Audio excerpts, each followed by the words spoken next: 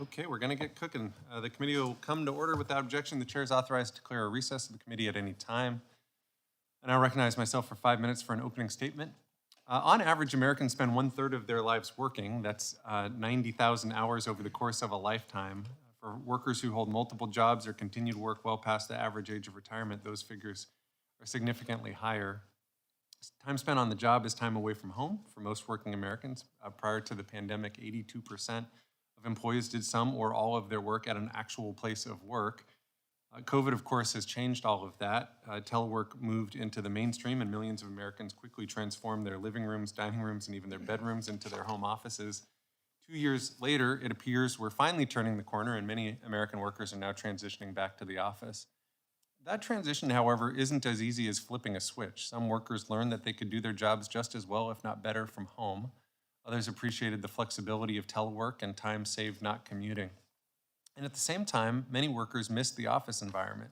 Spontaneous opportunities to collaborate, brainstorm, or even just socialize with colleagues all but disappeared during the pandemic. For every worker who wants to continue working from home, there's one who wants to be in the office and yet another who wants a hybrid schedule. Employers across the country are now recognizing that in order to recruit and retain top talent, their workplaces need to be reflective and supportive of how their employees want to work. The pandemic jump-started a massive workplace makeover that was already underway thanks to factors like changing worker demographics and new technologies. Research shows that high-quality workplace design improves employee productivity and efficiency. It also boosts employee job satisfaction, which is key to staff retention. Research also shows that smart design doesn't have to cost a lot, and small investments up front can result in big long-term savings. For example, flexible rather than fixed design can make it easier for offices to continually adapt and provide the multi-use workspaces that employees want. These trends present a real opportunity for Congress to think about how to design and use space in ways that not only accommodate members and staff, but the people we serve. We face a multitude of pain points in how our office buildings are designed and function. Among other things, there is little to no drop-in meeting space other than the overly noisy cafeterias or Dunkin' Donuts. The room reservation system could use some major improvements so that we can trust that a space will actually be available when we book it. Members, staff, and guests routinely get lost while navigating this complex, particularly for those of us in the Rayburn building. I have not found my office at times. To learn ways to address these problems, we will be joined today by 2 panels of witnesses to discuss innovative design principles and strategies that Congress might consider. First, we'll hear from J. Brett Blanton, the architect of the Capitol. Mr. Blanton will discuss his office's Vision 2100 plan that serves as the guiding vision for what the congressional complex will look like 80 years from now. We'll also discuss current physical space modernization efforts and provide a brief update on the implementation status of the committee's previous recommendations that fall under his jurisdiction. Our second panel of witnesses will consist of outside experts that will talk with us about best practices in architecture, interior design, and wayfinding systems that might be applicable to our campus. The committee will once again make use of the committee rules we adopted earlier this year that give us the flexibility to engage in thoughtful discussion and the civil exchange of opinion. In accordance with Clause 2J of House Rule 11, we will allow up to 30 minutes of extended questioning per witness, and without objection, time will not be strictly segregated between the witnesses, which will allow for extended back and forth exchanges between members and the witnesses. Vice Chair Timmons and I will manage the time to ensure that every member has equal opportunity to participate. Any member who wishes to speak should signal their request to me or Vice Chair Timmons. Additionally, members who wish to claim their individual 5 minutes to question each witness pursuant to Clause 2J2 of Rule 11 will be permitted to do so following the period of extended questioning. Okay, that's a lot. Now let me kick it over to Vice Chair Timmons to share some opening remarks. Good morning. Thank you, Mr. Chairman. First, I want to thank my friend Dean Phillips and Rodney Davis for their efforts as it relates to this hearing. I'm passionate about it as well, but they've been spearheading the conversation, so I just want to say thank you. In that vein, Congressman Davis is not going to be able to be here, so I have some remarks that he wanted to share, and I ask unanimous consent that they be included for the record. Thank you. And when Dave Joyce gets here, it is his birthday, so we're going to have to give him a... Should we break into song I think upon his arrival? I think so. I think we can do that. Okay. Witnesses have to participate.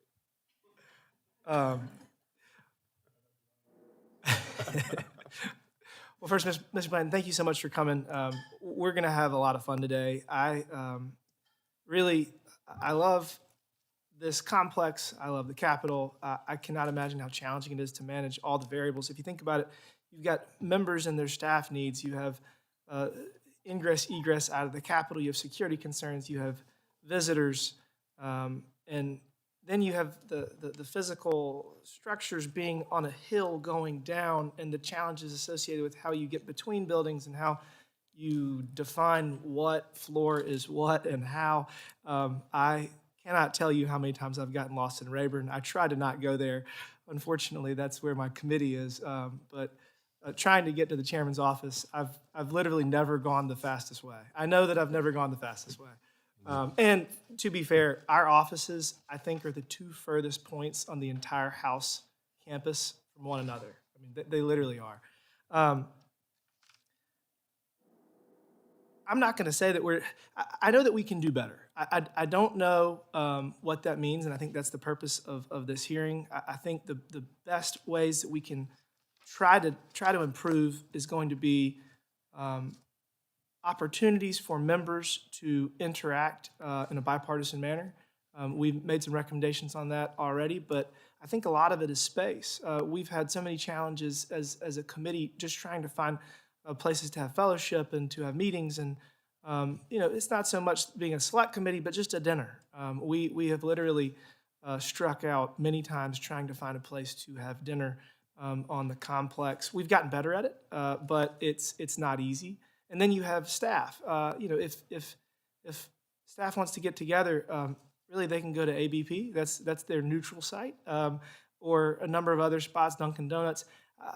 I'd like to really explore what we can do to create some collaborative spaces, both for members and for staff. I'm really looking forward to your thoughts and to Dean's thoughts and to everybody else's thoughts on how we can tackle that. So I just really appreciate that we're having this hearing today. I'm looking forward to the recommendations we can come up with. And with that, Mr. Chairman, I yield back. Thank you, Vice Chair Timmons. Before we hear from our witnesses, I want to just take a moment and acknowledge the work of two of our committee members, Mr. Davis and Mr. Phillips, who've taken the lead on working on this issue for the committee. I'd like to thank both of them and their staffs for working so hard to help us put this hearing together, for helping us scope the themes that we're going to cover and finding today's witnesses. So before we move on, I'd like to give you a chance to talk about your interest and work on the physical space issue. So Mr. Phillips, I welcome you to share any remarks. Thank you, Mr. Chair. To you, to Vice Chair Timmons, to you, Mr. Blanton, welcome. To the extraordinary staff that have brought us on this journey of modernization. And I also want to salute Patrick Wand, who's going to be on the second panel from my district, a little shopping center in Bloomington, Minnesota called the Mall of America, who's going to talk about how to get to Rayburn a little bit faster. I think this is the most collaborative committee in the entire Congress, and it's by design, thanks to you, Chair Kilmer, and you, Vice Chair Timmons. And as a result, we believe that space, when employed well, when thoughtfully designed, can both force collaboration, innovation, and better outcomes. Conversely, when poorly designed, poorly utilized, it impedes those very outcomes. And we see a grand opportunity to preserve and protect these extraordinary facilities, but also bring them into the 21st century so that those who visit us, those who work with us, and those who serve as members of Congress will be forced by design to work more closely together. That's our inspiration and that's our aspiration. So I'm thrilled, particularly, to be part of this hearing, to Rodney Davis, who serves on House Admin, been a great partner in this. And we believe that the United States Congress should reflect the very best in not just American design, but world design as it relates to space and also places for collaboration. So with that, thank you for a few moments to speak, Chair Kilmer, and excited for this hearing. Thank you, Mr. Phillips. I'm honored to welcome 4 experts who are here to share with us their ideas and recommendations for how Congress can improve and modernize its building and offices. Witnesses are reminded that your written statements will be made part of the record. Our first witness is J. Brett Blanton. Mr. Blanton has served as the architect of the Capitol since 2020. Previously, he served as the Deputy Vice President of the Metropolitan Washington Airports Authority. Mr. Blanton served as a U.S. naval officer for more than 20 years in both the U.S. and overseas. He was awarded the Bronze Star with combat for heroism in Baghdad. He holds a Bachelor of Science degree in Aeronautical Engineering from the United States Naval Academy and a Master of Science degree in Ocean Engineering from Virginia Tech. Mr. Blanton, you are now recognized for 5 minutes. Thank you, Chair Kilmer, Vice Chair Timmons, and members of the committee. I appreciate the opportunity to testify today, and I truly appreciate the committee's work. I'm a firm believer that we can achieve great success if we all work together. As the 12th architect of the Capitol, I'd like to share my observations from my first few years while serving Congress and the Supreme Court. Above all else, the U.S. Capitol is a symbol of Western democracy. It is one of the most significant architectural buildings in the entire world. Building upon this rich history, our current scope of work is much more than the early architects could have ever imagined. Day and night, AOC employees and staff work behind the scenes to ensure Congress and the Supreme Court can function. It is a very unique environment. And I can say we are committed to preserving the history of this institution as well as adapting it to address modern functionality. As discussed in my written testimony, AOC's Vision 2100 provides a North Star, or guideposts and principles to adapt the Capitol complex to prepare for innovations over the next 80 years. It reflects inputs from members of Congress, congressional staff, stakeholders, and anybody who views the Capitol as a symbol of American democracy. At the same time, we need to complete a comprehensive master plan so that we can memorialize how to preserve and modernize the Capitol complex over the next 20 years. The last 2 years have brought unprecedented challenge, but enabled AOC to adapt our mission to better serve Congress and the Supreme Court. For example, physical security is paramount and is of great importance to anybody who enters the Capitol complex. And physical security infrastructure improvements have been a top priority of the AOC throughout my tenure. In close and continuous coordination with my counterparts in the Capitol Police and the House and Senate Sergeants at Arms, we have put significant effort in adopting our physical infrastructure to meet ever-changing security needs. From the start of the pandemic, AOC took the lead for the legislative branch to act as a general purchasing agent for PPE, manage specialized cleaning of spaces identified by our partners and assessed by the Office of the Attending Physician, and ensure that facilities and utilities are well maintained for ongoing and future congressional needs. Throughout all these measures and ongoing coordination with our partners, we are working to make the Capitol complex a safe environment for employees and visitors. Yet, all employees across America are now looking at how we may adjust our operations when we welcome back more staff and visitors. AOC is now putting its own space utilization assessment for our office space used by AOC employees in the Ford building. Throughout this effort, we're defining the office of the future. Realizing the success of telework over the past 2 years and utilizing activity-based planning, I'm encouraging the use of shared desk space or hoteling, shared parking, smaller huddle rooms for ad hoc meetings, and adjustable partitions for conference rooms to accommodate a variety of uses. As resources permit, the AOC also plans to launch an initiative that will utilize technology and ISO standards to enhance our efficiency and operations. The new enterprise asset management system will aid in decision-making for operating and maintaining infrastructure assets such as buildings, machinery, vehicles, and construction equipment. These efforts also reflect my ongoing commitment to have consistent standards and policies and procedures across campus. For visitors, we have made great strides in terms of signage for those arriving at different parts of the campus. At the same time, I continue to look forward to ways to improving wayfinding.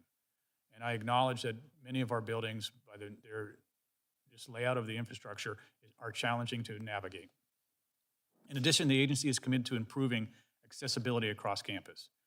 We have established a new office within AOC to oversee safety and code compliance. This office, with support of our partners at the Sergeants in Arms and the Office of Congressional Workplace Rights, will help ensure the accessibility recommendations made by this committee are enacted. AOC is proactively taking necessary steps to improve accessibility. For example, we are actively incorporating accessibility requirements into new projects, conducting accessibility surveys and inspections of completed projects, examining existing facilities for ADA compliance, providing ADA training for AOC staff, and addressing the Office of Congressional Workplace Rights reports on the American Disabilities Act. In addition, the Canon Renewal Project incorporates many accessibility improvements within this historic building. As discussed in my written testimony, we have addressed very specific needs centering around access to members' offices and committee hearing rooms.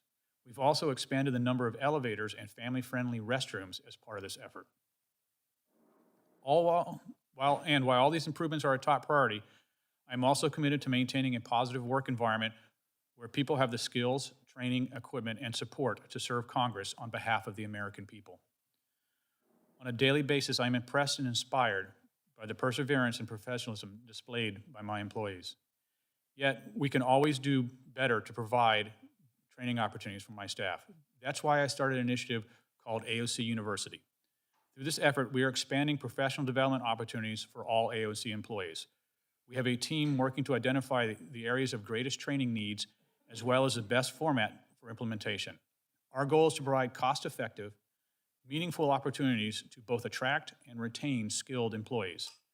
In doing so, we'll provide greater incentives and opportunities for our workforce. With support of Congress and the incredibly talented and skillful team, I am proud of what we have accomplished, as well as what the future holds for the Capitol complex. On behalf of the AOC staff, I thank you for your support and look forward to answering your questions. Thank you, Mr. Blanton. I now recognize myself and Vice Chair Timmons to begin a period of extended questioning of the witness. Any member who wishes to speak should just signal their request to either myself or to Vice Chair Timmons. I have 1,000 questions for you, but I'm going to try to keep it to 3. And the 3 I have relate to recommendations this committee has made previously, and just trying to get a sense of the capacity to actually do some of these things. So let me hit on a few of these. I'm going to start with like where we are right now. The setup that we have on this committee is a little bit unique. We've sort of decided that it's hard to have a good conversation staring at the back of somebody's head. And so our committee has decided to kind of sit in this sort of format, at least whenever possible. One of our recommendations that we made in the last Congress was to empower committees to experiment with this type of a layout. That's a little challenging based on the committee rooms all kind of look like this. And there's not a lot of sort of mobility of the furniture. We've got dioceses. So I guess the question is there space where, you know, I'm thinking about like the Canon Caucus Room or something like that that could be used by committees if they wanted to do something like this, committees or subcommittees, if they wanted to have more of a roundtable format? Or could we make sure that the big rooms in the House Visitor Center could be accessible for C-SPAN so that committees could meet in that type of format? That's a great question. As we all know, space is a challenge, and even scheduling the space seems to be more of a challenge. Yeah. And it's a challenge for anybody on the Capitol complex. I welcome the idea of having, well, a meeting like this is much more inducive to conversation. And it's more of what you would see in a boardroom type meeting where you have the ability to interact in dialogue as opposed to different elevation of individuals talking down at some people, talking across at other people. Yeah. So the CVC holds a unique opportunity on both the House and the Senate side where we can configure the rooms to host meetings similar to this. I will say this is almost the identical layout that we use in the CVC rooms for the Capitol Police Board meetings, which are very productive. Right now, the challenge, from my understanding, is the electronics backbone, but that can be resolved. It just needs to be a priority where we can make sure that the cameras are there, that the lighting is proper to host public meetings. It's perfectly fine for private meetings. There's challenges of connection with whether it's whatever web server event is being used to broadcast, and those are all things, if it becomes a priority for Congress, that can be implemented. I also want to say that one of the challenges, and it's somewhat consistent across many of the recommendations of this committee, is there are numerous stakeholders that are involved. There isn't one person that you can actually pin the rose on and say, I would like you to do this. It involves coordination between my office, the House Sergeant at Arms, CAO, and so all of us would need to work together, and we all have different budgets that we have to pay for part of these. And so I would say in any recommendation, I have great partnerships with them, and I think they would say the same thing to us, but with any recommendation, we have to realize that we have these various stakeholders who have a say in how the outcome would be accomplished. it's useful. For what it's worth, the Ledge Branch, the omnibus that we just passed includes a modernization account within the Ledge Branch section that might provide the flexibility to do so. Given the siloing that you mentioned, that might be an opportunity.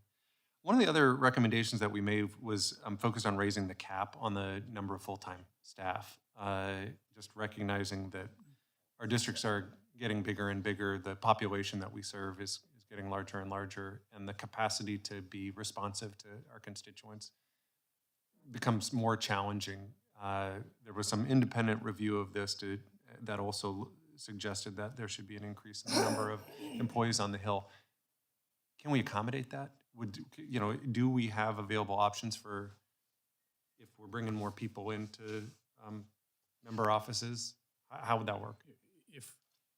If Congress and the staff and your member staff are going to operate the way it has prior to COVID, then the short answer is there's not available space. However, if you look at it from a hybrid perspective, and I can say my office is going to that. I have staff that have to be on campus. It's hard to do maintenance to facilities if you're not here. But I have staff that support that don't necessarily have to be on campus. And so we're adopting a hybrid approach for my staff. There's opportunities where we can capture space that could be utilized to bring more people in. I will also say that is anybody doing that other than your office? I mean, are there these sort of flexible workspaces? So we did a project at the Thurgood Marshall Building, which is really the prototype for us of the Office of the Future, where we renovated a space on their first floor to allow for hoteling, put the lockers in for people to have their privacy in areas, and they would share a desk. We converted conference rooms in ways that they could have many small meetings or one large one, and then even sliding partitions. So if we needed to have an all-persons meeting, an all-agency meeting, that you can have that hosted in the conference room, but yet then spill off into the areas where the partitions are. Are you looking at doing that in any of these office buildings? So that will take it's under the authority of the House Office Building Commission. And what we hope to do with our Office of the Future is really show this as an example of what can be accomplished so that there's a demand for this in our office buildings. Because I'll say one of the things that we heard in our interviews with Vision 2100 is the need for small huddle rooms, is the need for just a space where I can go on and have a teleconference with, whether it's a constituent or somebody that we're working on the same issue, we just don't happen to be in the same location, but that doesn't exist. Yeah. And that's something that we really want to highlight to say that, this is what can occur, and so that we can get the various partners who have a stake in it all coming together and saying that, yes, we want this to occur. I'm going to put a pin in my other 998 questions, so go ahead, Vice Chair Timmons. Thanks, Chairman. I have a bunch of my own questions, but I'm going to start with Congressman Davis's questions because they're a little bit more polished. Thank you for presenting on Vision 2100. It's clear that the plan has many long-term goals, but I'm curious if your team has broken the plan into smaller timelines, for example, 5-year, 10-year, 20-year version? Yes, thank you. So it's a nestled plan.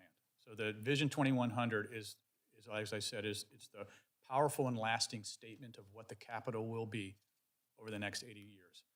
Then you have our Capitol Complex Master Plan, which looks at that 80 years over 4 20-year increments.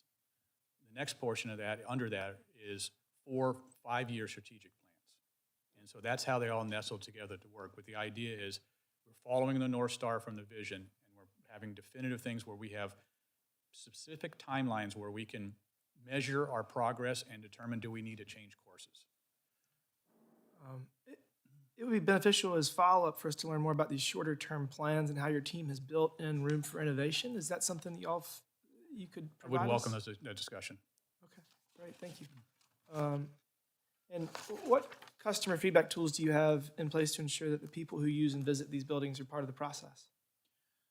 So we have customer feedback for every single trouble call that we do, so in every single office, where we are trying to mirror ourselves very similar to what Amazon does when they deliver a package. I mean, it starts with a simple question: are you happy or not happy?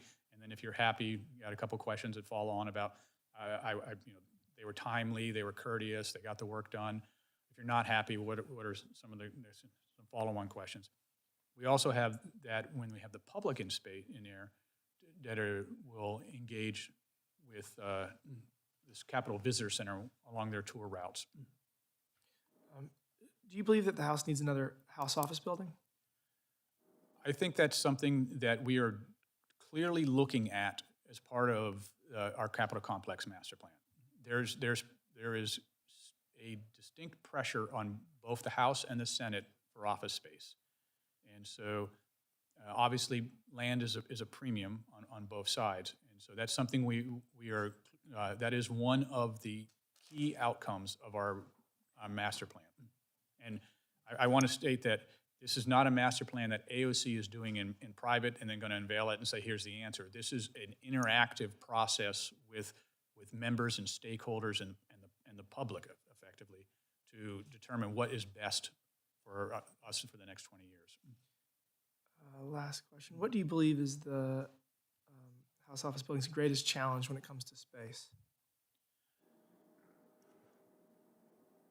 Configuration, more than anything else. The space was designed, I mean, the earliest building was designed in the turn of the 19th century, so it's, I mean, constructed in the beginning of the 20th century.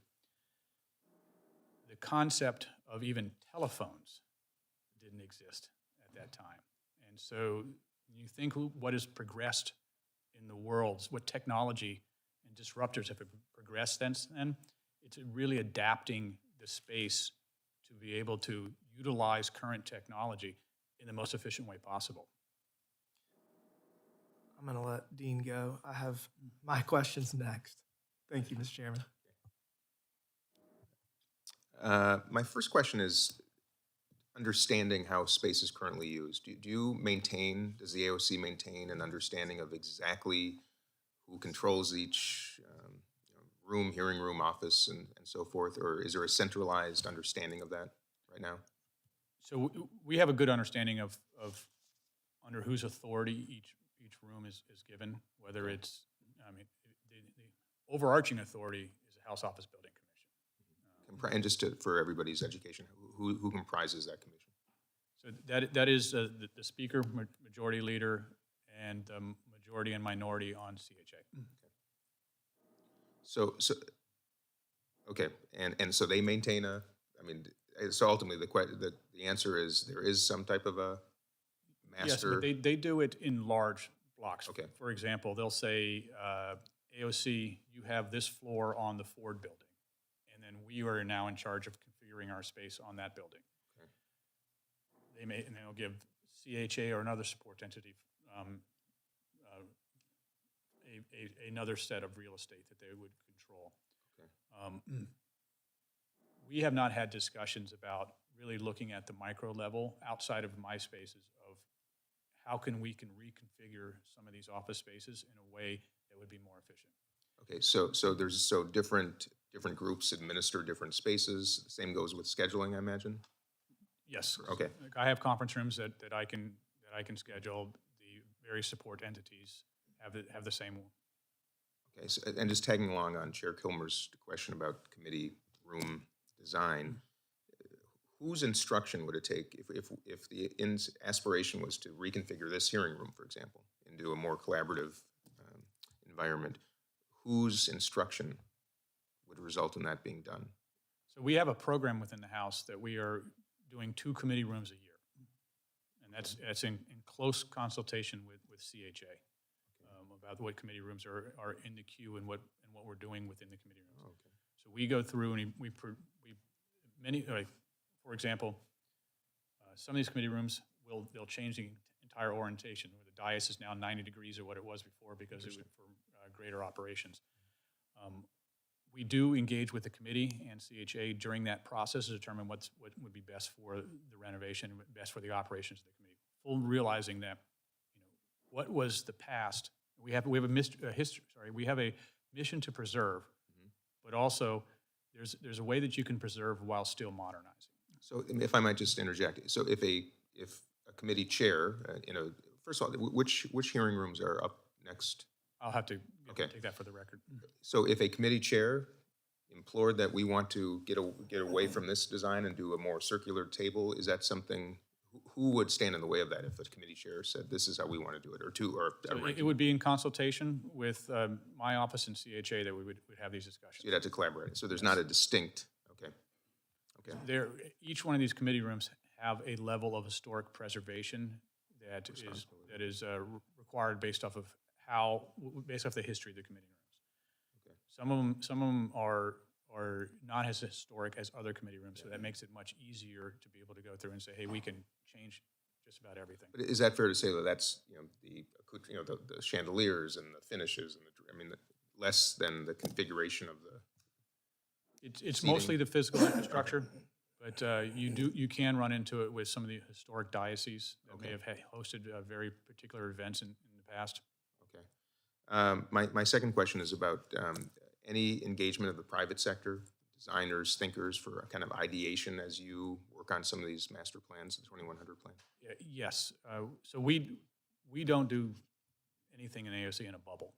And all of our designs, our planning, designs, and construction, we hire consultants, and we have some of the greatest consultants when it comes to historic architecture, preservation, and also modernization that you can get in the United States. And I'll use Canon as a great example, where we worked wonders to get that old building to the way the current suites are renovated. Now, I will say, though, that those suites were renovated based off of how operations were at the time, and if operations are changing, that gives us an opportunity to relook at those for other buildings. And with, you don't have to name names, but have you engaged at all with some of America's top employers that are kind of forward-thinking in terms of their design facilities? Yes, we did as part of Vision 2100. We engaged with some of the largest and most innovative corporations that you could probably list them. I can list them on my hand, but we engaged with them, and I can provide you more information about that. Well, if you can name names, it would be great, but respect it if you can. I'd prefer not to in this setting. I understand.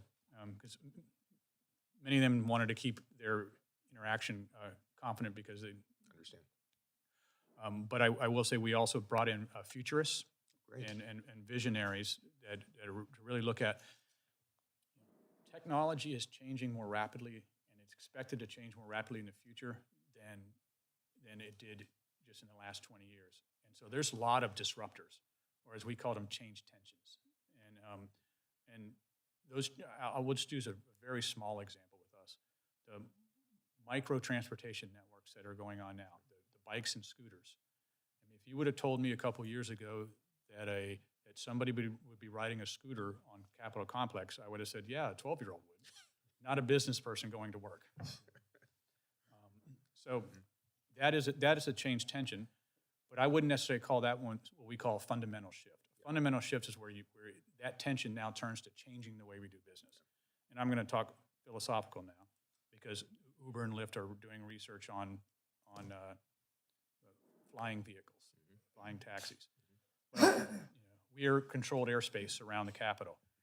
My guess is the first time that a leadership wants to have a flying taxi pick them up, we're going to change that. And so we're going to have to be able to adapt the Capitol to where are they going to land, how are they going to pick up, what's structurally can we support to that. And so as part of the vision and our master plans, we want to make sure those tensions, as we see them predictive to they becoming fundamental shifts in the way we do business, that we are able to adapt to that. Can I just clarify, before I turn it back, can I just clarify your answer to my first question about who ultimately makes decisions on redesigning space? You say it's a collaboration between the AOC in conjunction with committee? CHA and the committee. CHA, okay. Yes. So the next up for renovation, just for the record, it's oversight, foreign affairs, agriculture, and then CHA. Okay, so foreign affairs, ag, and CHA. CHA. Okay, thank you.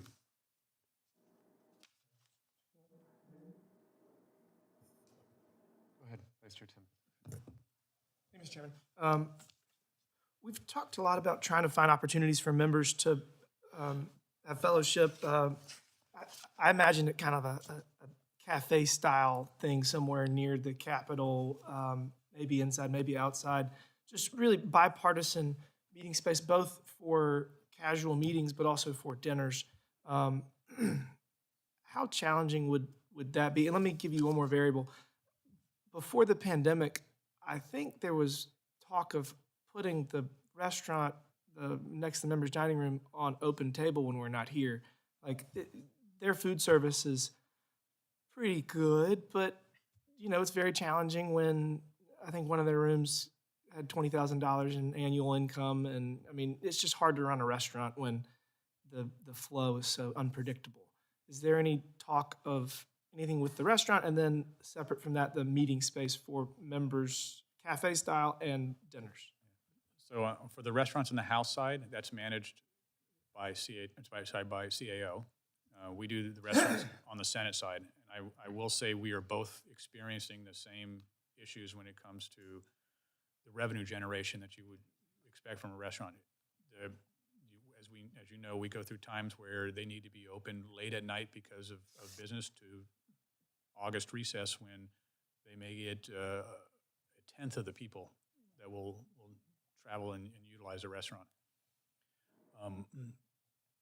I will say that on the House side, that Sedeco, who does the contract, they have done a pretty good job, and I will compliment them and CAO for the work they've done to keep the restaurants open to meet the demand. As far as your question about meeting space, one of the things that we are looking at in our master plan is the concept of, is there a need on the Capitol complex for, lack of a better word, a conference center? Something that you can have, not necessarily meetings in the buildings anymore, because we still don't know what the security procedures will be for each one of the buildings. But is there an outside space where we can have a conference center of various sizes where you could have these type of meetings and get the public engaged more, and have, frankly, rent them out for catered meals? So we have I guess I'd call it a pop-up coffee shop in the bottom of Cannon. Is that something that we're going to see repeated, or is that just a one-time trial run? It's in the middle of the hallway, kind of weird. Yeah. What's the plan there long-term? I'd have to defer to CHA. Okay. Because they manage that for the House. Okay. Who would have to make the decision if we wanted to have a kind of indoor-outdoor cafe-style meeting space for members to facilitate kind of bipartisanship opportunities? Who makes that call? Is it the speaker? Is it? It would, as part of the master plan, we would recommend it. And the decision would be the House Office Building Commission. Then obviously the appropriators are going to have a large say in how it is funded for execution of the work. Is there a master list survey of, I'll call it flex space? So I'm down the hall in Cannon, and the old speaker's office, Speaker Pelosi's old office, has this massive conference table that I've never seen anybody use.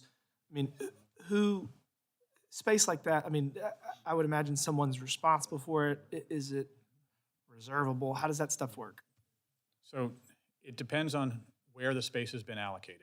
And this is one of the challenges we have on really both sides of campus, in the House and in the Senate, is there's several entities that have approval authority. In general, it's the House Office Building Commission has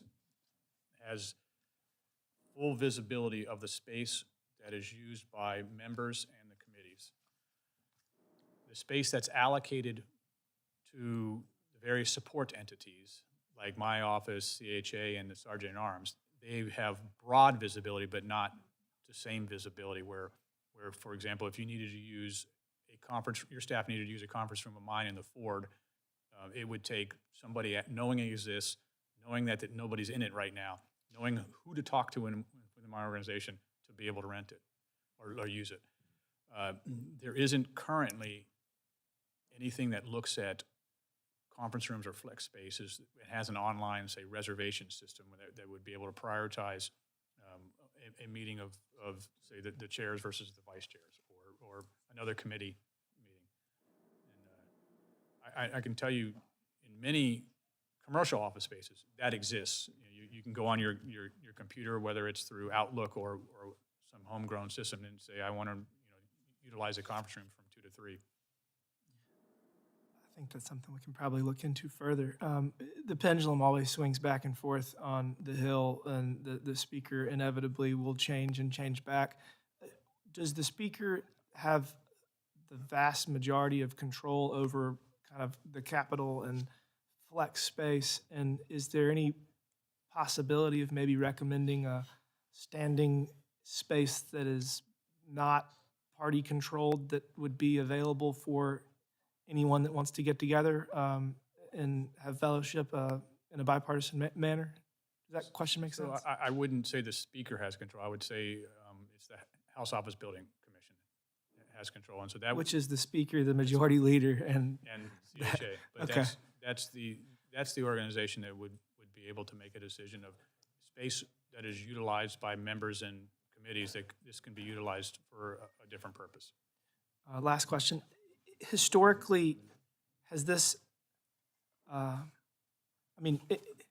years ago, 20 years ago, was there more opportunity was there more space that was available to members generally, or has this always been a problem?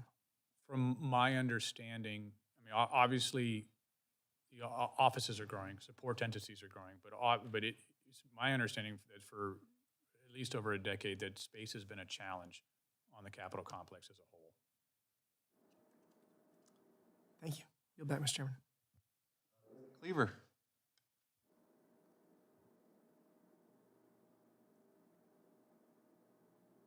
Thank you, Mr. Chairman. Let me first thank Dean Phillips for requesting this kind of a hearing, and our two leaders for putting it on.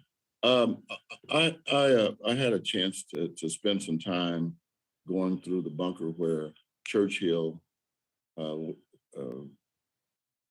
always went during the bombing of London, and I have to tell you that I think about the January 6th assault on the Capitol quite a bit, and I just wonder whether or not it makes sense, or whether it is architecturally possible for each of the three House buildings to have some kind of place that would bring a higher level of security than our offices.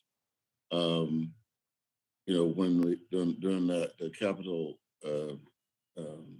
invasion, whatever word we want to use, took place, we all were told to shelter in place, and most of us did it. But even I have after being here for a while and getting threats and so forth, I created a safe room in my house for my wife, because I'm gone, nobody else is there. But there's nothing up here that I'm aware of, and at least on the House side, that would offer a higher level of security should something happen again. I hope it never happens again. But can you speak to that impossibility, craziness of the thought, or the possibility that could be done? Yes, thank you for the question. Immediately following the events of January 6th, we requested that the appropriators transfer money from one of my accounts to another account in order to do a comprehensive physical security assessment. The assessment has been completed, and I would welcome the opportunity to providing you a brief on that. Unfortunately, the assessment is classified. I will say, Yes. however, your concerns that you discussed in dealing with safe rooms are a major consideration as part of that assessment. I will also say there's been work that has been done on the Capitol complex, specifically in the area of the House chamber, where we've hardened the facility. And my hope is you never noticed that the work was done. because it looks the same as it did before. Specifically, if you look in the speaker's lobby, there's been changes there. And the idea of doing any physical security improvement, it's a balance, and it's a balance between the historical architecture and the need for physical safety. My artisans that do that type of work are incredible at blending in the physical security aspects into the historic architecture. And just to reiterate, I welcome a follow-on discussion with you so that we can discuss the bounds and tenets of the physical security assessment. And I will say in our 23 budget submission is where you'll see the first down payment of that for the congressional campus. Well, let me thank you very much. Let me just ask our two leaders, Mr. Timmons, Mr. Kilmer, that to request some kind of a meeting. I don't know if we would need to go into a skiff or whether we could meet, have the meeting some other places, and receive some kind of a briefing on this. I think it would be very helpful to us, to me, and I think to everyone. So if that's possible, I would request it and understand that we all have, I'm on Homeland Security, so we do go into the skiff to receive classified information that we understand is not to be shared outside of that skiff. Thank you, Mr. Cleaver, and we'd love to follow up with you in terms of being able to get more information. I welcome that discussion, and I'll have my my staff work with your staff to schedule in a skiff. Terrific. Let me just Thank you very kindly. Let me just ask if any of the other members of the committee have any other. Go ahead. Mr. Blanton, it seems a little bit more complicated to completely redo a committee room or reimagine space, but in the interim, who makes decisions about the furniture choices that are available to members of Congress in rooms like this? CHA does furnishings. Okay, so that's solely there. So CHA can say we're going to change how the chairs are here, and that's done. I can't talk about their process, but my But that they assumption issue the mandate. is knowing her that it would be where she would coordinate with whomever. Okay. As far as you're aware, has there been any discussion about perhaps expanding the array of furnishings available to members and rooms from kind of the very heavy traditional leather and wood to a little bit more, perhaps 21st century? I can say I personally have not had a conversation with them about that. But that's one of the entities we're looking at when our Office of the Future is to showcase it. Okay, so it starts at CHA. Okay, thank you. CAO, sorry. Oh, CAO, okay. CAO. Okay. Thank you. Terrific. Thank you for taking the time with us. Appreciate your testimony and your insights and the work you do. It's my pleasure. Thank you. So we're going to take a moment here before moving to our second panel, if we want to move them from the on-deck circle into the batter's box. We're joined by three experts who are here to share their ideas for modernizing physical space and wayfinding on the House campus. Witnesses are reminded that your written statements will be made part of the record. Our first witness is Katie Irwin. Ms. Irwin is a project manager and senior associate at Quinn Evans Architects. She's a member of the American Institute of Architects. She earned a Bachelor of Arts in Art History and a Bachelor of Science in Architecture and a Master of Architecture and a certificate in Historic Preservation from the University of Maryland. And there you are. All right.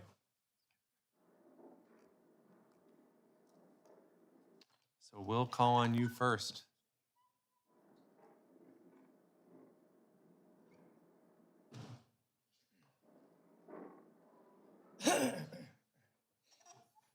I should have read slower. Sorry. You are recognized for 5 minutes.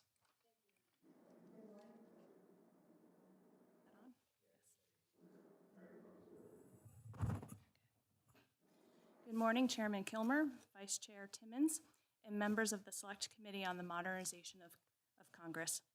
My name is Katie Irwin, and I'm a licensed architect and interior designer specializing in both historic preservation and interior architecture. I'm also a member of the American Institute of Architects. AIA applauds this bipartisan select committee for including physical office space within its review of Congress's existing practices and procedures. Thank you for inviting me to participate in this important discussion today. As an architect, I believe deeply in the power of design to support the essential functions of our society. Design best practices can maximize the available office space and better equip members of Congress and their staffs to meet the demanding requirements of their positions.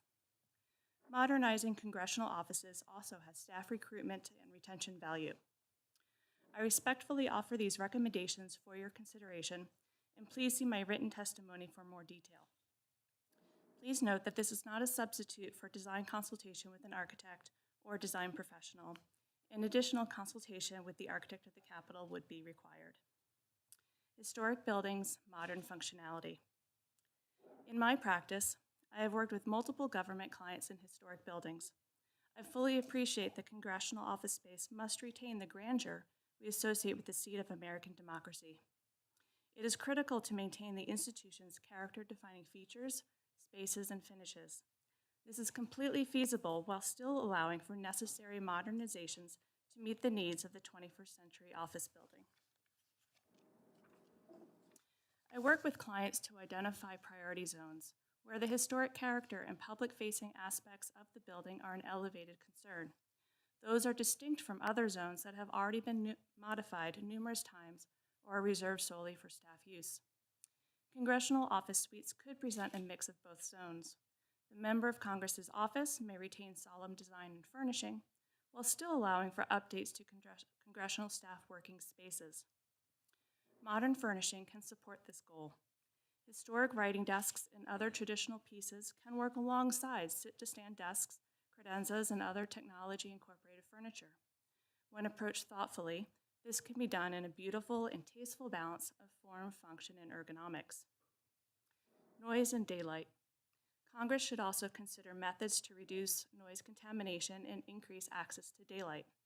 According to a 2017 report from the CBRE Group, employee performance can improve between 10 and 40% in offices that address light, noise, and air quality. Employees also say that they are happier and less likely to quit. Currently, many congressional staff working spaces use 6-foot-tall cubicle partitions, which can block daylight but do not block sound. Glass partitions will allow for daylight transfer, increased transparency, and muffle sound. Congress could also upgrade the harsher light palettes of halogen lights to warmer lighting or circadian lighting, which replicates a 24-hour cycle. Sound masking emits a low-level frequency that muffles sound transfer, allowing coworkers to engage in separate conversations with less interference. Additionally, sound-absorbent panels could be easily applied and removed. Activity-based planning. The tactics mentioned above would improve current workplace functionality, but a comprehensive strategy should include activity-based planning. This is the design concept that different areas should serve different meeting functions, connected together by updated scheduling software. Within an individual office suite, consider layouts that include smaller sound-controlled booths for video calls, a space for small group meetings, and another area for quiet work. Within the Capitol complex, consider converting underused spaces to support more than one function. For example, congressional hearing rooms are impressive when in use, but often sit empty. I would not recommend changing the dais where members of Congress sit, as that ought to be considered a priority zone for preservation. However, the furnishing for the audience could be upgraded to a modular design, so the rows we see now can be converted to support meeting space. Promoting effective, collaborative, and healthy workplaces on Capitol Hill supports good governance, which benefits us all.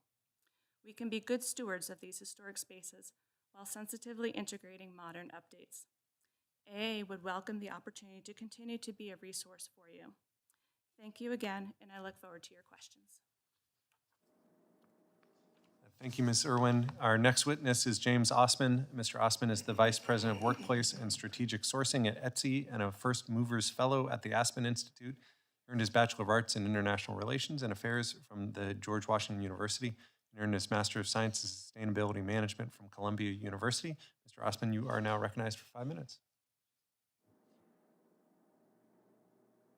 Thank you, Chairman Kilmer and Vice Chairman Timmons and members of the committee. I'm James Osman, and I'm Vice President of Workplace and Strategic Sourcing at Etsy. I'm deeply honored to be here today. A little about Etsy if you're not already a user. Etsy's a specialized online marketplace that lets artisans and creators in the US sell handmade and unique items to customers looking for something special from someone, not just anywhere.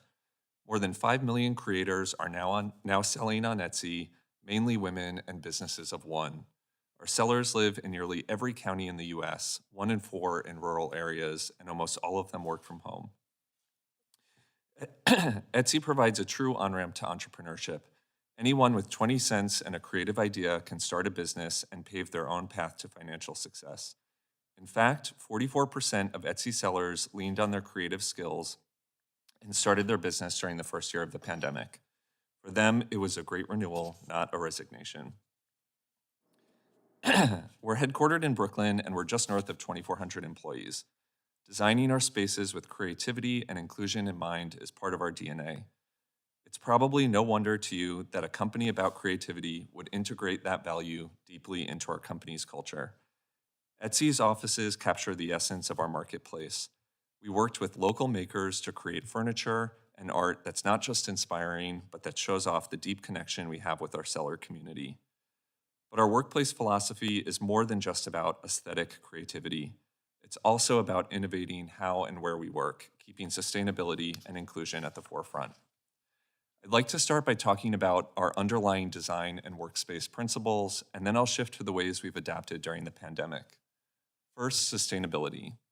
At our Brooklyn headquarters, the majority of the wood in our building was either sustainably harvested or salvaged. Some of the best lighting at Etsy is free. With an open floor plan and by placing workspaces near windows, we're able to harvest daylight and reduce energy use. We've also outfitted all of our bathrooms and kitchens with low-flow water fixtures. Second, inclusivity. We've created multiple employee wellness areas, including a quiet green library. We have a breathing room for meditation and yoga, and we have a bike room which encourages carbon neutral and more healthy and planet-friendly commuting. For new mothers and fathers who work at Etsy, we have a generous parental leave policy of 26 weeks, and when parents return to work, there are places to do all the things that new parents need to do, including lactation rooms. We're also investing resources to go beyond basic ADA standards to make our spaces as accessible and inclusive as possible. Third is a biophilic or nature-oriented design. Our open floor plan and abundant windows provide lots of natural light and great views of surrounding greenery. We've filled our rooftop and terraces with shade-tolerant grasses to create a rich green environment of soft textures, providing a tranquil and pleasant place to unwind. These are key places employees can use for private and formal meetings where sound doesn't easily transfer, as well as to socialize or gather informally. Those 3 core philosophies are ironclad, but of course, the pandemic changed everything, and like Congress and all workplaces, we had to adapt quickly, and we learned a lot in the process. Just months before the pandemic, Etsy was 90% office-based. Today, Etsy is 60% office-based, and we're 100% hybrid. That means that everything's designed for remote or in-person participation. For Etsy, the end of the Omicron wave is more than just about returning to work. It's about the future of work. We call it how and where we work. To start, we have 3 work modes that all employees can choose from. Flex is our default mode in which staff work from home from one of our offices at least 4 to 6 days per month. Remote is for staff who continue to work primarily from home, and office-based is for staff who commit to working in office at least 4 days a week. No matter which work mode you're in, we've designed our workflows and workspaces to be fully hybrid and accessible to office and remote workers alike. This required some changes to how we used our spaces. We've shifted from assigned seating to unassigned seating with lockers and other storage so people have a place to drop their belongings.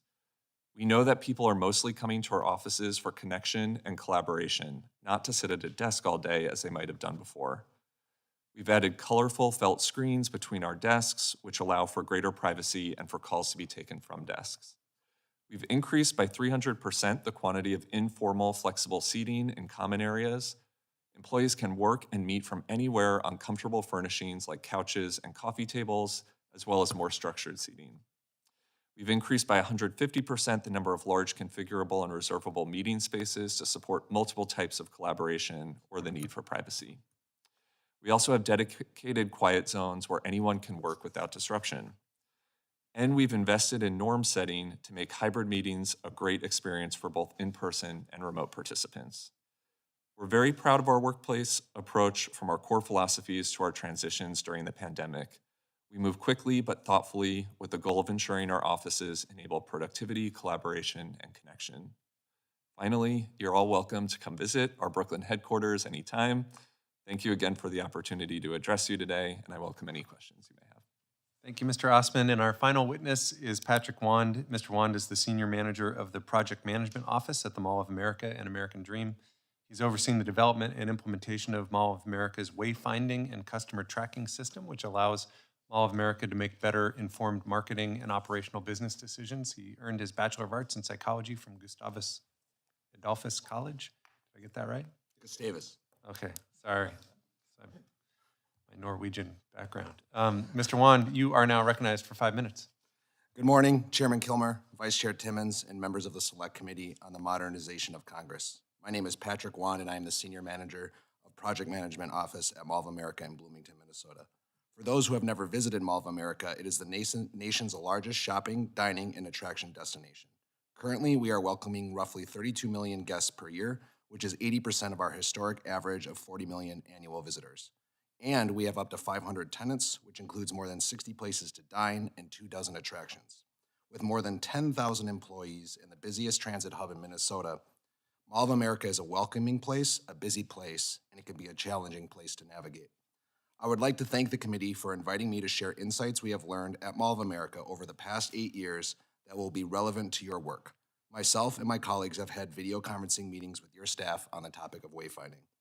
During our first 2 decades, Mall of America relied on traditional static directories placed throughout the property, much like the rest of the industry.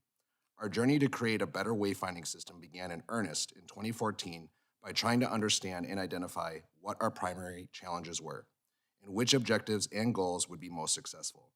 These challenges and goals are critical to understanding the early in the process. We began by doing a complete analysis, holding focus groups, identifying guest needs and frustrations. This included viewing wayfinding systems in other industries and in our competitors. It involved talking to key constituents and wayfinding experts. And it also was accomplished by observing our guests' use of our outdated wayfinding system, talking to them, and understanding what they wanted. We listened carefully to what our guests were saying, and we did this without bias or preconceived notions. One of our primary tools when identifying problems and solutions is to think of a process as an hourglass. Once we identified the problem, that our guests were frustrated with our wayfinding, we began to look for solutions. Just like an hourglass, with a wide opening at the top, we throw all of our ideas in for consideration. Nothing is off the table. This creative approach inevitably leads to a successful result. Then we funnel those ideas through the hourglass, refining them along the way. Using this thorough process, we were able to identify the key building blocks to create a successful wayfinding solution for our guests, tenants, employees, and partners. Before we could build out on that solution, an elemental foundation was needed: the installation of a comprehensive Wi-Fi system throughout our 5.6 million square foot property. Without this critical infrastructure, we wouldn't be able to implement the solutions necessary. With the layers of concrete, hundreds of shops and restaurants, and millions of annual guests, you can imagine it was a monumental task and a significant investment. Our first step was to convince our owners to invest in this technology. To do that, we created a short video that showcased what our future could look like at Mall of America in a connected world environment. Our owners are entrepreneurs and visionaries, and they quickly understood the importance of this investment. Our extensive Wi-Fi installation project was completed in July of 2015, and we were ready for the next step. Our first iteration of learning and adjusting, was a large screen vertical format directory in 2016, and we completely missed the mark. Customer feedback and data collected from these new directories was not positive. Rather than create a solution that worked for our guests, we went with a shiny object, and it just didn't work. We pivoted and created what is essentially a large iPad-looking screens that offer privacy to the user, as well as functionality they were comfortable with. This new system included blue dot navigation, and the directories understand the guest orientation in the mall. These new, more customer-friendly wayfinding directories went live in May of 2017. Since then, we have continued to grow the system to more than 100 digital directories that are now in place throughout Mall of America, and we continue to learn and improve this system. With millions of guests who speak languages other than English, our directories now feature the 9 most frequently spoken languages in addition to English. Our digital directories also consider accessibility and family issues.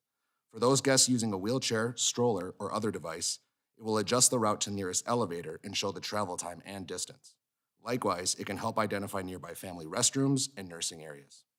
While our digital directories are the foundation of our wayfinding program, over the years, we have created an ecosystem that assists with wayfinding from before a guest ever leaves their home, navigating the drive to Mall of America, finding convenient parking, and traversing the mall.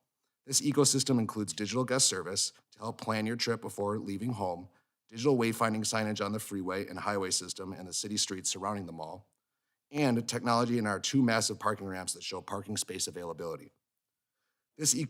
Once a guest exits the car, bus, or light rail train, there is ample, easy-to-understand digital and static directional signage helping them navigate mall entrances. Once inside, digital directories, guest service personnel, static signage, our app, and social media platforms help create a seamless experience. All the steps that I shared about our wayfinding journey help illustrate that it's just not about which tool is best for the solution. To be successful, it's important to understand the entire roadmap before beginning the journey. One final note of advice from your team: don't bite off more than you can chew. Take one step at a time and never forget to celebrate your wins along the way. Thank you so much for the opportunity to testify before you today. I welcome any questions you may have. Thank you, Mr. Wand. I now recognize myself and Vice Chair Timmons to begin a period of extended questioning of the witnesses. Any member who wishes to speak should signal their request to either Vice Chair Timmons or myself. And let's start with Mr. Phillips. First question's for all of you. You've had a chance to walk around and peruse our environments and came to my office yesterday. I know visited others. Respectively, what has been your biggest surprise based on what you've seen? Positive, negative? Yes, Ms. Irwin? I found that the offices have so many people doing so many functions all at once. So I think the earlier conversation about office space is critical. Finding those other opportunities outside of the buildings is critical. Having the activity-based planning is critical, but also needing to balance that with things that Mr. Osman was talking about, things that are biophilic and things that bring wellness and well-being. I didn't see those types of approaches to the workspace. You know, things are noisy. There's lack of thermal comfort, control of that. There aren't views to trees and greenery and vegetation. I think some of the courtyards will eventually get that, but those are wonderful places to have those impromptu meetings, have those collaborative, bipartisan discussions in a space that's open to everyone. Thank you. Mr. Osman? I think the most surprising thing for me is the degree to which your space is used for a wide variety of very different and often contrasting purposes, and at the same time how it's been optimized for some more than ever others. I specifically noticed more space optimization around public interface with constituents or certain types of meetings, much less so for the day-to-day work of staff. So yeah, I agree with you as well. There's a lot of opportunity, particularly in the staff portions of your offices for modifications, and in the public assembly spaces as well. Thank you. Mr. Wand? One thing that struck me was just the individual differences in each of your offices and how you set that up. I noticed. What was it? Mr. Cleaver, you got unmuted there for a second. We're good. All right, go ahead, Mr. Wand. I noticed that in your office it was very different than Vice Chair Timmons' office and Chairman Kilmer's office, and I just thought just the stark contrast between those. Whose was the nicest? Just kidding. I felt more at home in your office, if I do say. Shucks. And I will say that you know, the comparison I was making while I was walking in was the office buildings in the Capitol are the size of an airport. They're the size of conference centers, and everybody understands how to traverse and navigate through an airport because you can't miss the signage. There's these universal icons that are available, these long hallways when you're in the tunnel. Are you going towards Rayburn? Are you doing, where are you going, right? That was difficult to understand. And I will say that the directory with hard to read font was challenging.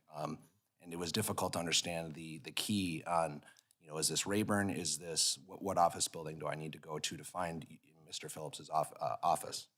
You know, as I've been listening, I have to, wayfinding is terribly important to all of us, and we all get lost.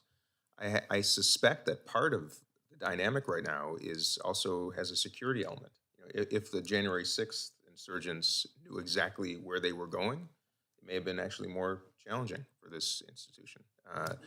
From a security perspective, sometimes you don't want to make it easy to find the speaker's office or this or that person.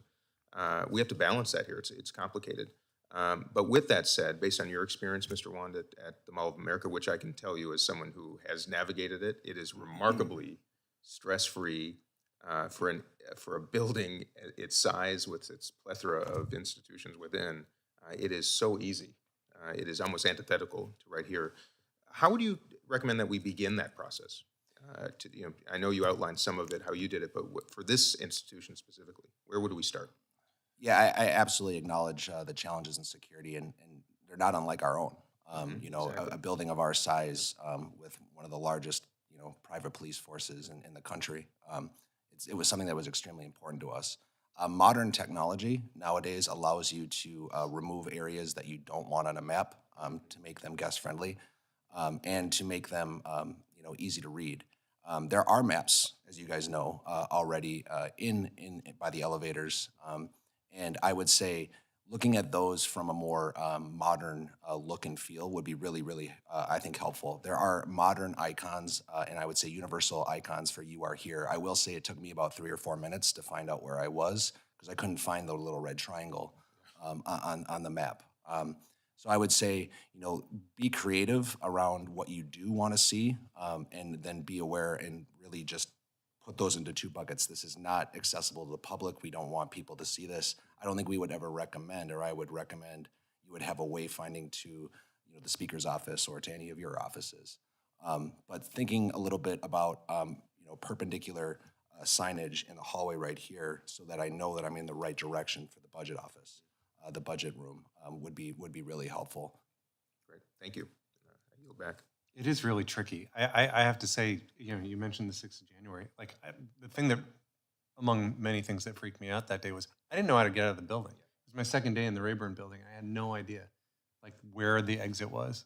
I mean, it's, and the wayfinding is the pits, right? So, Mr. Timmons, you want to? On the subject of trying to find where you're going and how to get there, I think technology has a big component, but I've actually thought a lot about just color coding quadrants. I know it's kind of weird, but you know, when you're in Rayburn, you don't know where you are. I literally have to pull my phone out to figure out, like, I use, you know, Find My Friends to say, like, all right, I'm here, this is where I am relative to everything else. If we color coded quadrants to where, you know, there's red, yellow, blue, green, and you know that when you're at a corner, you can see 2 colors. You're like, all right, well, I know that it's over there. Like, so I don't know. I just think there's some basic things that we could do. And the other thing is, I talked earlier about Cannon is here, and then Longworth goes down, Rayburn goes down. It is incredibly challenging to understand the different numbers, letters. I mean, it's just wild. And I've been here for 3 years. I promise you I could not get to his office in the most efficient way possible. Like, I just know that. So what are your thoughts? I mean, technology has definitely a component that could help fix this, but should we just kind of take a fresh look at, I drew it. I mean, when you think about it, it's literally on a hill, there's different levels. Oh, and then the ceiling heights are the other one. So here we have, you know, 18 to 24 foot ceilings here, and then you got a Longworth, there's, you know, 10, and so it's just, everything's just not connected. What are your thoughts on? I think back to basics, right? I think you hit the nail on the head, whether it's color coding, whether it's a numerical system that maybe makes more sense. So at Mall of America, we have addresses, right? West 234, clearly as on the west side, second level, number 34. That makes sense to a lot of people. And I will say that we have a foundational system, just like you have, and those were our anchor stores, right? So everyone knows where Macy's is, where Nordstrom is where the entrance to LL Bean, and then the Northeast Court where Sears used to be. Those are the foundations that we have. We are lucky in the fact that we're an octagon, right? We're pretty symmetrical. You can fold us on top of each other, and so if you walk around in a circle, you'll eventually end up where you started. Not very similar here, but I would say absolutely. Think about the basics: red, yellow, green. Something like that would really be helpful for the guest to understand, okay, if I'm in the yellow area and I know I need to go to the green area, what's the simplest way to get there? And then along the way, just simple signage, right, that says yellow this way, that's right in your face where you can see it. Would be really, really simple without technology, absolutely. I mean, essentially, it's design. It's designing the sign. Is it on? I think it's on. It's the psychology of design and what you perceive. And if you have a hierarchy and a level of things that indicate where you should go, you understand that the cafeteria, big letters, is around the corner. And it's colored green because it's nutritious food that's available and is promoted, and everybody should go in that direction. And that's your anchor store. You know, so there's a lot that just goes in the subconscious and the psychology in providing this hierarchy of spaces where people know to go based on the signage and the font size and what it means. Sure, thank you. One last question, but before I do, Mr. Osman, I just want to say thank you to Etsy for the work that you were doing, practicing what you preach in regards to Ukraine. I just want to point out that y'all canceled the current balance owed to Etsy by all sellers in Ukraine. It was over $4 million. You're matching charitable contributions for relief efforts for employees, $750, up to $750, and you've deactivated Russian-based sellers. You know, it's easy to forget that we're so safe in this country, and there's terrible challenges in other countries, and I just appreciate your effort. My last question is about outdoor space. We talked about, I have a courtyard view here, and I do think that there's a huge opportunity, and I think at the end of this renovation, there's going to be incredible green space and trees and all that stuff. And then, you go over to Rayburn, they do have a courtyard as well. I do think we could probably do a little more there. And then there's outdoor space as well, both south of the House office buildings and then around the Capitol. I think we all agree we need to do more to incorporate that in DC 8 months out of the year. It's probably possible to go outside. What are some areas that you've seen maybe at the Mall of America or in other places in the country or world that you think we should try to emulate that's doing this really well? Well, certainly there's rooftop, green roofs that are able for people to go to. I think one of the Library of Congress buildings has one, I believe. Thurgood Marshall has an enclosed atrium with a large bamboo grove that has seating. I mean, that's, a few steps away from here. So clearly it's been done, it's on the campus. So we have examples.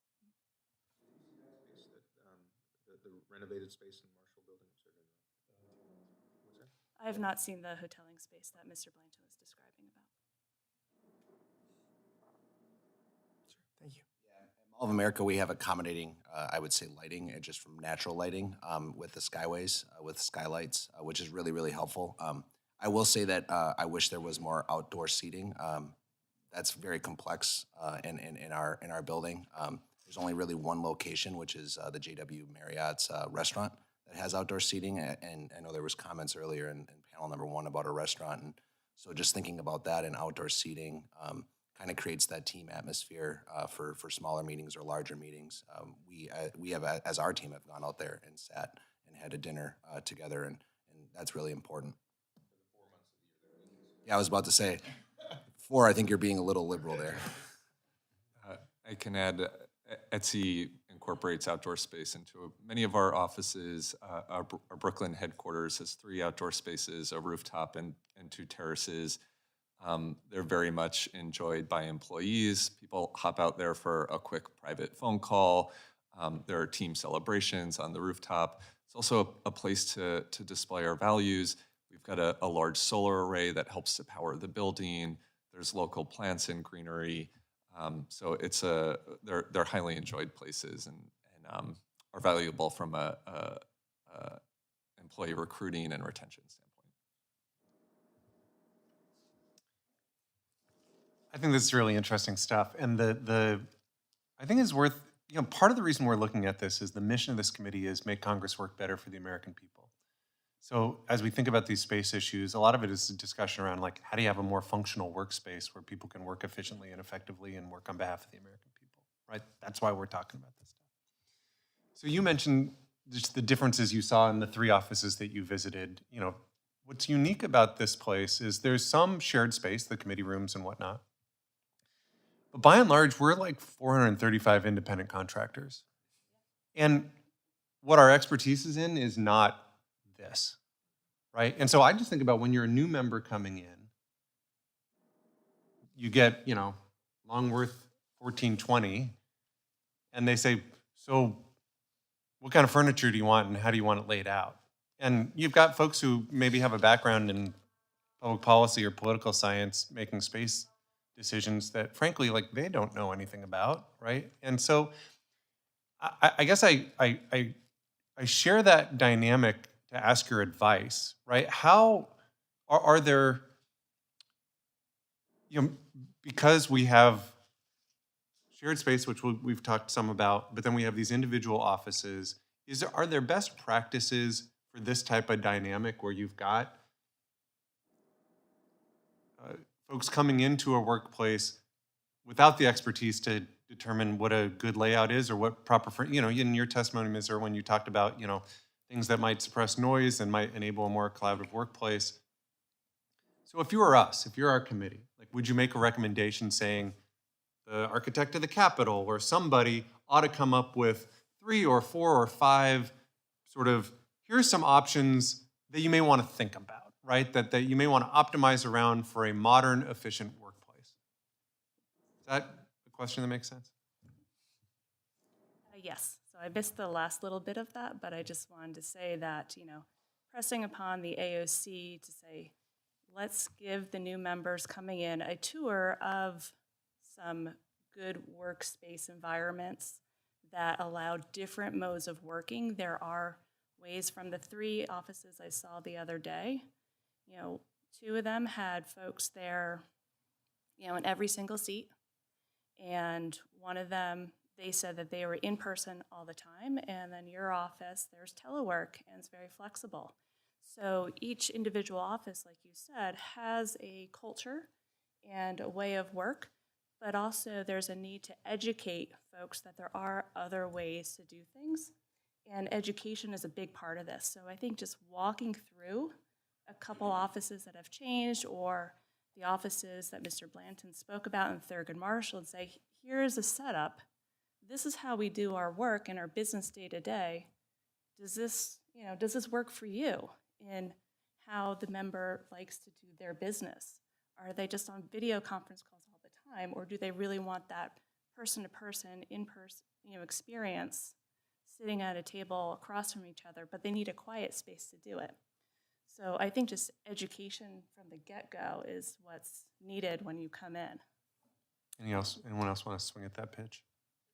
Yeah, one of the things that struck me as I was kind of understanding the dynamic going from office to office, and also your individual teams' kind of cultures and structure and styles, was there's almost a need for templates for them, right? Like there are a few different designs that could optimize for different ways of working. And for folks who are not experts in this, who could come in and just take a template and roll it out in their office, I think it could be very beneficial.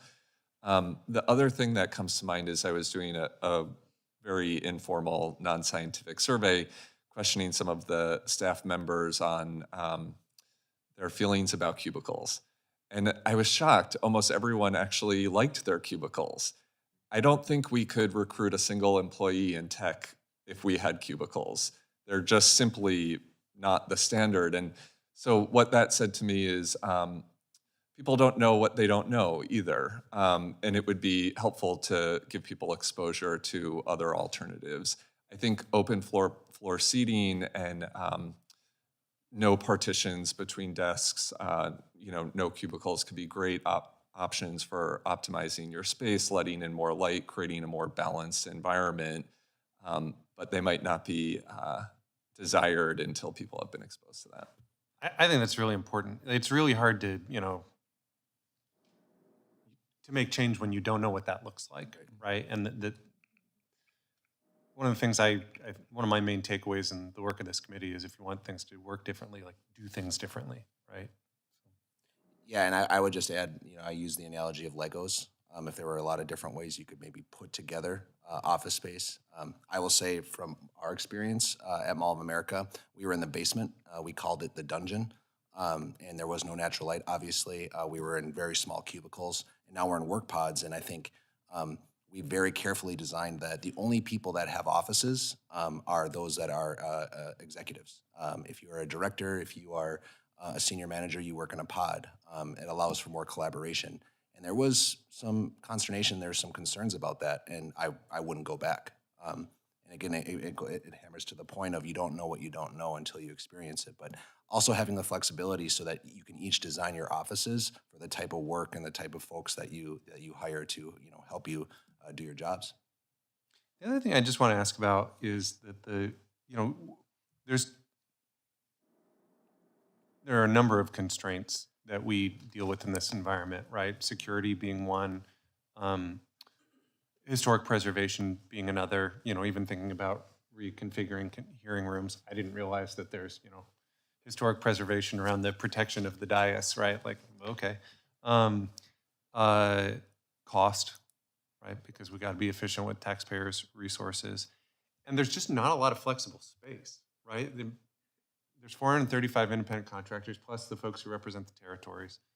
And then, it's not like we've got empty offices sitting around, right? So you heard that from the architect of the Capitol when we were like, well, could we have some hoteling space, or could there be bipartisan workspace? I think the reaction is, sure, but where, right?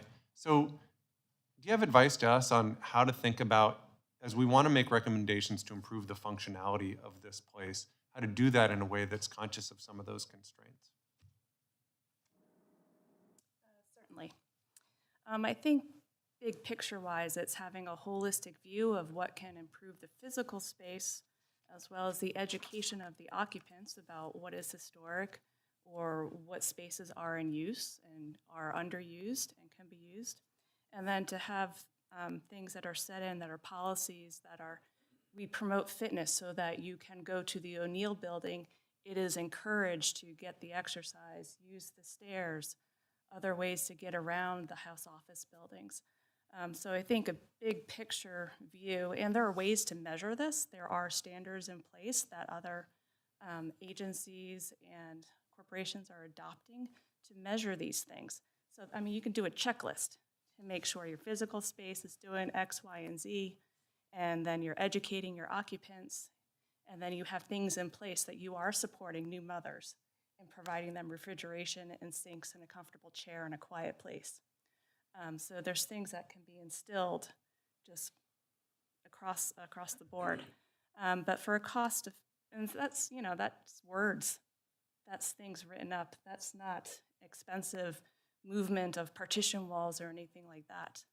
On the small scale of the physical space, sit-to-stand desks improve ergonomics, improve the comfort of somebody who's in their seat from 7:30 in the morning until 8:30 at night, having that flexibility, providing the telework options, so different ways of seating. Other furniture solutions, having the phone booth pods where you can have a comfortable, quiet place to go. Some of the telephone booths, the historic ones, are being used for that purpose. Old broom closets are being transferred and converted into telephone private rooms where you can take a cell phone call.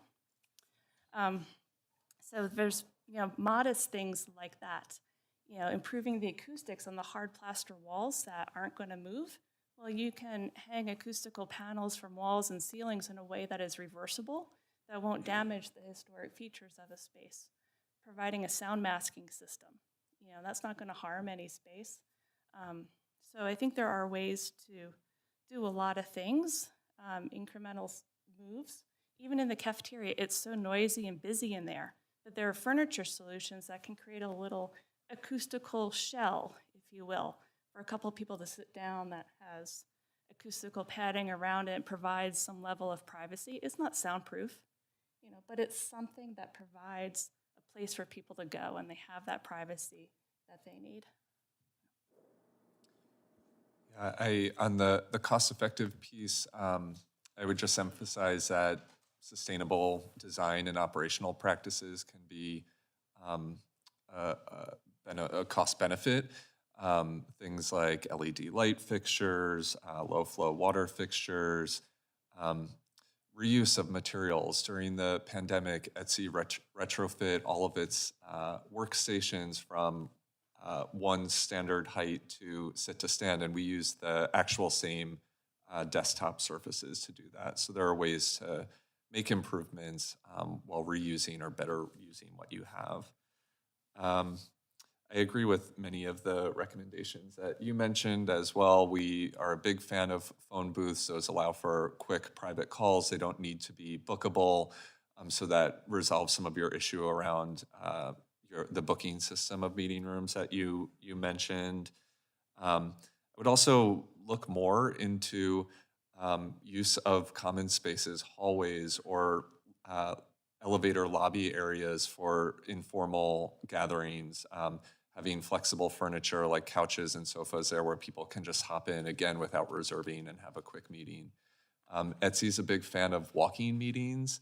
Many people will get outside the building and go for a walk around the neighborhood. Here, you don't even need to leave the complex. You could stay underground the whole time, but it's can be great for relationship building and kind of informal discussions, and also healthy for people. It's striking. I've been here 10 years. I don't think I've had a meeting any place other than Cannon, Longworth, or Rayburn. Right? Like you mentioned the O'Neill building. I've heard of that, but I don't think I've been in it. I don't know that I've been in the Marshall building.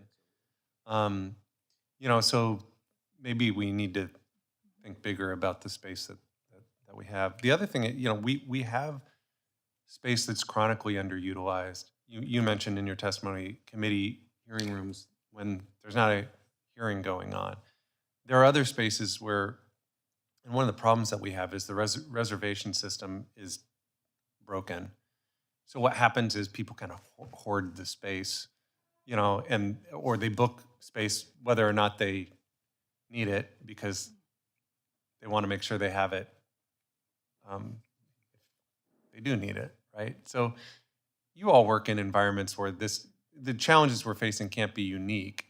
So let me airdrop you onto our committee. What ought we recommend to fix some of that issue around underutilized space? And like I was a management consultant 20 years ago. We had a pretty easy way of booking empty office spaces and conference rooms and things like that. And I came here and I'm like, it's got to be easier than this, right? Yeah. Well, I will say that we use Outlook, and we use reservations for rooms. Those rooms there's rules behind it. So, for example, you can't schedule something for longer than 6 months of reoccurring for that exact reason. Well, I might need it in a year. There are rules around approvals, right? So there are certain rooms that I can book, but then an approval goes to, say, the HR director for their conference room. So I would think, being that I asked some of the questions yesterday that you guys are using Outlook, some of that might be really easy to implement with some thought, right, and some process flow around how that should work. That's built in, right, for probably not a lot of cost versus a homegrown system. Might work a little bit better, might be a little more user-friendly as well. So you have to weigh those advantages. And I think there's comments about how this is like an airport, it's like a convention center. If you go to a conference at a hotel, there are monitors up that tell you what the hearings are going to, or could be, what the hearings are, what's on the schedule, so that you know these big rooms that that they're not in use, you know, on the last Friday of every month or something, or there's a gap of, you know, 3 hours and somebody can come in and use it for an impromptu meeting. And I'll add there, we've played around with some technology where the room will know if, say, you're booked for an hour, but you leave after 15 minutes, and it will become available for another person to book, say, for the next 45 minutes. So some of those things are out there. They're not terribly expensive. Battery-operated Bluetooth beacons, essentially. Yeah, motion detectors tied into applications that can understand if there's people in the room. We use a combination of things for meeting rooms. Like I said, there are some meeting rooms, phone booths in particular, that are unbookable. The nature of a phone call is you don't know when it's going to happen. You need to hop in somewhere. And then beyond that, the vast majority of our rooms are booked through Google Calendar. Everyone has equal access. We indicate what types of technology are available in each room so people know what they're booking and can book a room that serves the purpose they need. And lastly, our largest, most technologically advanced and also reconfigurable rooms are centrally booked. So we have a single gatekeeper that allows people to prioritize. I would say it's really important that everyone has the same access to whatever systems that you're using.